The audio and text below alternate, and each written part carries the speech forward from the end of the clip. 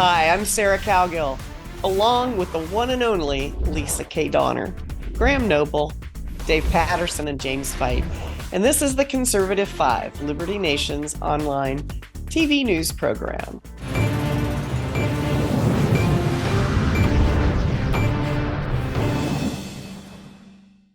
We're hearing about students hiding in the Cooper Union Library as an angry mob pounds on the door.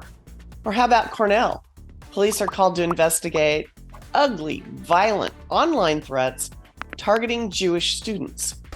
And a fire is set at the door of another student, Jewish, at Drexel University. What comes to mind? Peaceful protesting is a tenet to being an American. And we've seen this before, but this ain't peaceful. Graham, I'm just going to ask flat out, do you see similarities to the 1930s here? Unfortunately, I think we should be kind of careful with the hyperbole, but I mean, let's face it, how every major atrocity and genocide that has ever happened in any country throughout history began with this kind of unrest. And this kind of division. So I don't think we should play down the fact that this potentially could get really, really ugly indeed. One thing about Islamists is that they will always kind of co-opt any other movement, even if it's not exactly kind of ideologically or culturally aligned to what they believe in. They will kind of co-opt it to help further their cause. And in fact, the extreme political left has always done the same thing. It will co-opt any movement, any social movement, any single issue, thing like environmentalism or animal rights or, Black Lives Matter or whatever it is. They will always co-opt it to further their goal, which ultimately, it's not an exaggeration to say that their goal is the destabilization and eventual destruction of Western civilization, and nothing less than that. And so that's why you have this weird relationship between the left and Islamic fundamentalists, because this has got nothing to do with protecting Muslims against Islamophobia. This is about two groups with a common goal, which is the destabilization of the Western world. And now these students, who half of them have no idea about the history of the Middle East, but they find themselves now jumping on the bandwagon and cheerleading for Hamas, and of course they then in a position where they've got to go all the way. They've got to go all in. Right. They can't even now condemn the slaughter of 1,700 Jewish civilians in Israel. They can't possibly condemn that because no, we're sympathizing with the Palestinian cause. So they can't turn around at the same time and say, oh, but what they did over there was just terrible.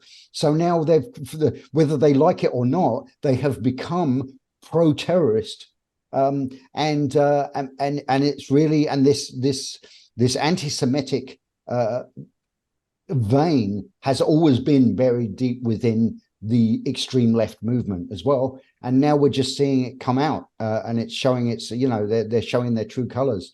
But I think this could get, something has to be. I'm all for free speech and demonstrations and protests and all the rest of it, but this literally could get to the point where Jews and Jewish students and Jewish civilians are actually just being targeted in the street. And where do we go from there? That's getting pretty bad.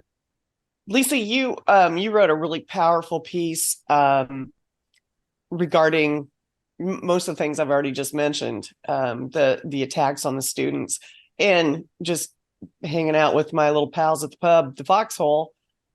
Steve McIntosh read that and had tears in his eyes, and he said, "I had no idea this was going on. Why do we not have any idea that there's so much hate crimes across the country in the university?" The rapid pace with which anti-Semitism has been growing, I think, since the start of this Hamas-Israeli war is really, I think, quite shocking to most Americans. And I just want to let you know that I went through a kind of dark night of the soul trying to decide whether I should include the actual rant that somebody wrote. Now, it wasn't published in a Cornell website, but it was posted, I believe, on another website that a lot of the Cornell people read. It was so vile, so hateful, so horrible. It actually made my stomach turn. And I didn't know if I should publish it or not, but I wrote the story without it. And then I said, I don't think people understand until they read this. And I put in the actual post. And Yeah, it was mind blowing. And I mean, I've had people, I'm not covering any of this really for Liberty Nation. So I always send them to who is. And your go-to. And Steve called you out by name. He goes, how is this even going on? And thank God somebody's talking about it, because nobody's talking about it. It's really horrible. If we look at the rate of Jewish hate crimes versus Muslim hate crimes in the US, it's not even close. We're talking about 4.5 hate crimes committed against Jews for every one committed against Arab and or Muslim. And you should put that list together because the FBI separates them out. But that information is not from the Anti-Defamation League. Those figures are from the FBI database. So you can take those to the bank. And like I said, they separate out the Arab hate versus the Muslim hate. But if you put them together, it still comes up to 4.5 Jews get the hate crimes versus over one Muslim or Arab person. So, there you go. There it is in black and white. Well, I know one thing. I don't know whoever this person was that told the Jewish students to hide in the attic. Oh my gosh. They should be publicly flagged, flogged, fired, and done with in any way, shape, or form in education. That is so unbelievably uncalled for. I think go ahead. sorry, I was going to say, I think one of the most dangerous things about this is that the progressive left here in the United States, probably in the rest of the Western countries as well, but certainly in the United States, the progressive left has always they always like to talk about hate and intolerance, and Right. they've always accused the right of being guilty of that, and they've always made it out as if actually any anti-Semitism in this country is also on the right, because they hark back to they hark back to basically the Nazis and their anti-Semitism. And of course, Nazis are always portrayed as being right-wing extremists, even though Nazism was a form of socialism. That is a historically correct fact. Nazism was actually a form of socialism. But they connect the right to Nazis, and then they say, so the right is guilty of anti-Semitism. So now they can actually get away with anti-Semitic language and threats and even acts of violence. But the media, the left-leaning media, is never going to point out that this is a left-wing problem. The media is just going to say, oh, we've got growing anti-Semitism. And they will assume that most Americans will think, oh, well, that's a right-wing thing, anti-Semitism. So they're almost doing it by stealth. They can run, but they can't hide, Graham, from the politics of this. Let's face it, the Jewish community has almost always voted Democrat. What do they do now? Yeah. I'm just saying. Yeah, exactly. They'll continue to vote Democrat. It is it's the fate of Kristallnacht, when the Jews knew what was happening to them, and yet they continued to stay. But I think it's important to note something, that Democrats and the Jewish community have always had this bizarre relationship. They loved FDR, but FDR in 1939 turned away the USS St. Louis with 939 refugees from Hitler's Nazis. And if he didn't personally turn them around, like Saul, he stood by in agreement. This has never been something that's easily understood, but yet the Jewish community is steadfastly democratic when they have really nothing to show that the Democrats have done to do anything for them. I could name a couple of other ethnic minorities who could say the same thing. Right. Oh, you mean like Well, the Irish? Pretty much all of them, don't you think? Any way, Oh, shape, all or of them, form, pretty if you much, look yeah. at You it. name it. Goodness gracious. And Jim, how do you reasonably stop this kind of hate? I mean, personally, I think we're just going to have to fight it out. I don't see any peaceful solution to what's going on right now. Yeah, how do you make peace with the sort of the suggestions? I won't even repeat some of the things that I've read that some of these people are suggesting that you do to Jewish people, specifically Jewish women and Jewish children. It's horrible. All I can say is look, if anyone out there hears any of these things, threats directed towards Jews, report it. Call the police. If it's at a university, tell the university staff. If it's at a business, get a hold of management. Report it. I mean, these are actual threats of violence. These are real threats of violence. Well, you're right. I was just thinking about, they caught the guy that posted that horrible thing towards the Cornell students. So, that's that involved a number of horrible things, the least horrible of which was throwing them off cliffs. Yeah. True. I mean, that was the easy way out. Right. When that's the mild part of the threat, my goodness. I think that what we should think about too is, by comparison, what if these things were said by white males against the LGBTQ community? There would be the shortest amount of time. Nanoseconds would go away there between the time they were apprehended, charged with hate speech, and put in jail. Mm-hmm. The funny thing about that, Dave, is that the white male being the one that actually says it, that's the part that matters the most in that. I mean, if I came out and came out with a bunch of anti-Semitism, the left will be crawling all over me as if they didn't believe the exact same thing. Well, lucky for him, he was Asian. Yeah. I actually think, I believe that the Republican Party has a duty to pin this anti-Semitism on the left, not on all Democrats. There's a big difference here. There's an awful lot of Democrats in this country who are not on board with what is going on here. Exactly. With this whole pro-Hamas, anti-Israel, anti-Jewish. It's going on. It's going on in academia. Most Democratic voters are not on board with this, but the progressive left is on board with it. Yes. And they need to be called out for it. But, much like we were talking earlier about the minority groups, be it Jews or any other minority groups that still vote Democrat, the issue is they bought the hype. So I don't know how, I don't know why, but for some reason the left is just awesome at advertising. They've got the propaganda game down pat. Nazism was always a left-wing thing. A lot of the giants in American giants of left-wing history were Nazi sympathizers. Planned Parenthood, that used to be the American Eugenics Society. Mm-hmm.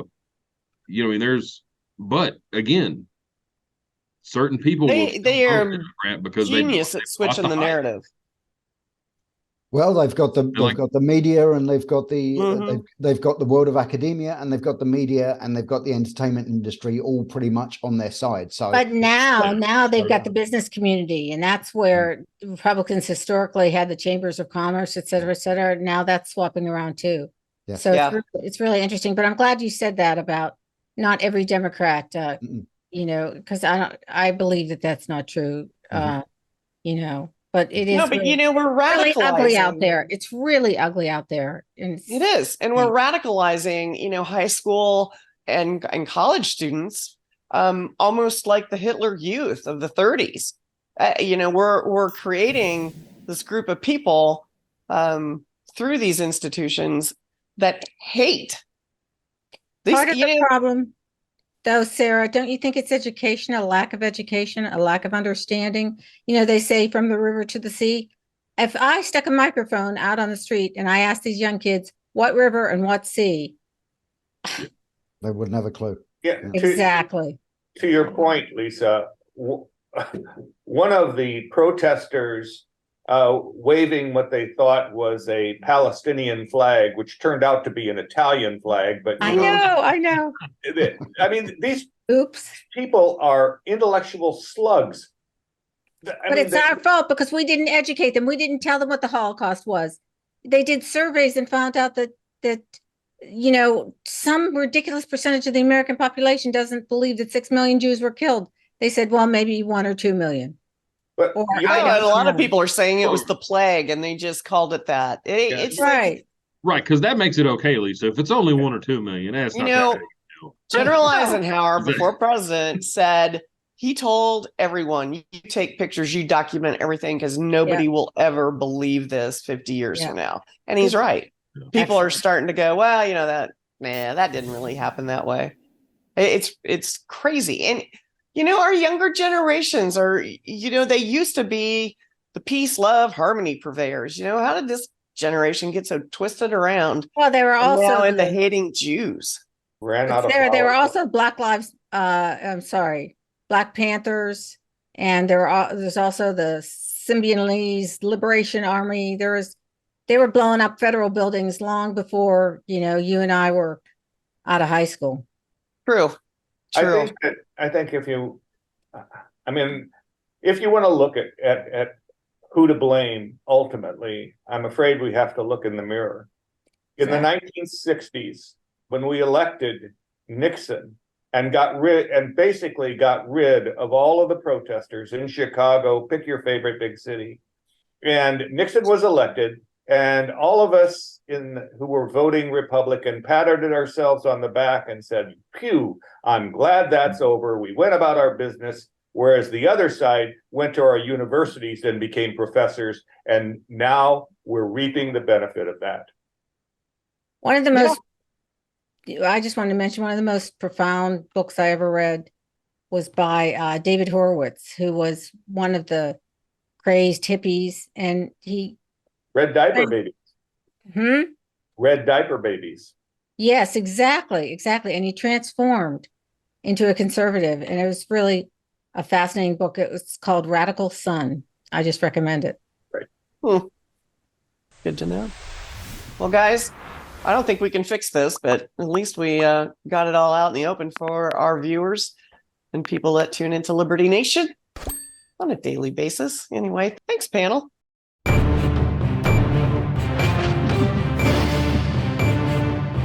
That's it for our Conservative 5 panel today. Check out our other C5 shows and segments on your favorite video platform. YouTube, Vimeo, Rumble, we're on them all.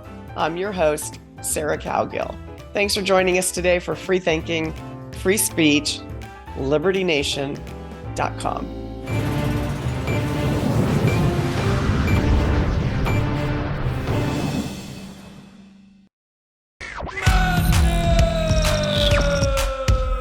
Don't get caught up in the media madness.